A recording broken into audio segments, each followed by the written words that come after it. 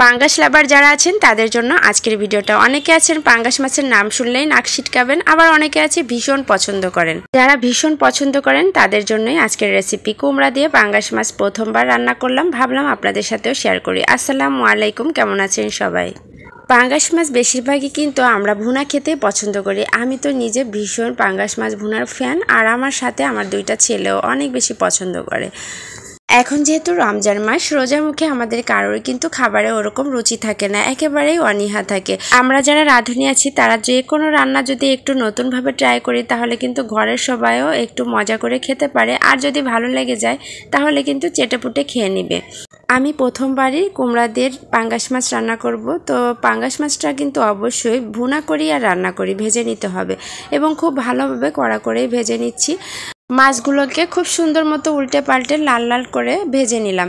ভেজে এখন তুলে রাখলাম, আর এই তেলের মধ্যেই দিয়ে দিলাম রসুন পেঁয়াজ পেস্ট।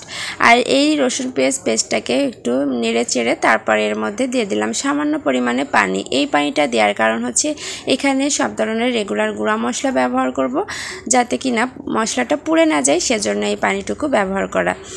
তো সবগুলো মশলা দেওয়ার পরে মশলাটাকে খুব ভালোভাবে কষিয়ে নিব।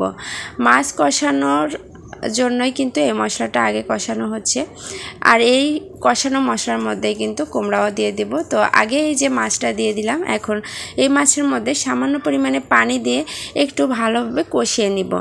মাছটা একটুখানি পানি দিয়ে বেশ খানিকটা সময় নিয়ে কষিয়ে নিলাম। এখন কষিয়েও তুলে রাখবো। আর কষানোর পরে যে মশলাটা থাকবে এই মশলার মধ্যে দিয়ে দিব। যেহেতু আজকে কুমড়া দিয়ে রান্না করব, কুমড়াটাই দিয়ে দিলাম। তো কুমড়াটা কিভাবে কেটেছি আপনারা দেখতেই পাচ্ছেন। এখন পরিমাণ মতো একটু লবণ দিয়ে দিব। এখন ভালো মতো মশলার সাথে কুমড়াগুলোকে নেড়ে চেড়ে একটু ঢাকনা দিয়ে ঢেকে রাখবো। আর কুমড়াতে কিন্তু খুব বেশি পানির প্রয়োজন হয় না, এখানে কোনো রকমের পানি ব্যবহার করিনি। আমি শুধু ঢাকনা দিয়ে ঢেকে রেখেছিলাম। কিছুক্ষণ পরে ঢাকনাটা খুলতেই দেখতে পেলাম এই একটা অবস্থা, মানে এখানে পানি ছাড়াই কুমড়াগুলো সুন্দর মতো সিদ্ধ হয়ে গেছে। তো এই পর্যায়ে আমি মাছগুলো দিয়ে দিলাম। আর এই যে মাছ রাখা প্লেটটা মশলা লেগেছিল, তো এই মাছ রাখা প্লেটেই একটু সামান্য পানি দিয়ে মশলাটা ধুয়ে দিয়ে দিলাম। এটাই হবে ঝোলের পানি, যেহেতু একটু ঝোল ঝোল রাখবো। আর রোজার দিনে কিন্তু একটু ঝোল ঝোল তরকারি খেতে ভালো লাগে। অবশ্যই এক একজনের পছন্দ এক এক রকম, আমাদের পছন্দটাই বলে ফেললাম। লাস্ট মুহূর্তে দিয়ে দিলাম একটু ধনিয়া পাতা, এটা জাস্ট ফ্লেভারের জন্য, যার ভালো লাগবে সে দিবেন, না হলে স্কিপ করবেন। তো এই তো আমার তরকারিটার ফাইনাল লুক। দেখতে কি দারুণ মাখো মাখো হয়েছে। এখন আমি ডেকোরেশন করে নিচ্ছি একটা বোলের মধ্যে। আর আজকের এই রেসিপিটা আপনারা কিন্তু একবার ট্রাই করতে ভুলবেন না, ভীষণ মজার হয়েছিল, দারুণ লেগেছিল এটা খেতে।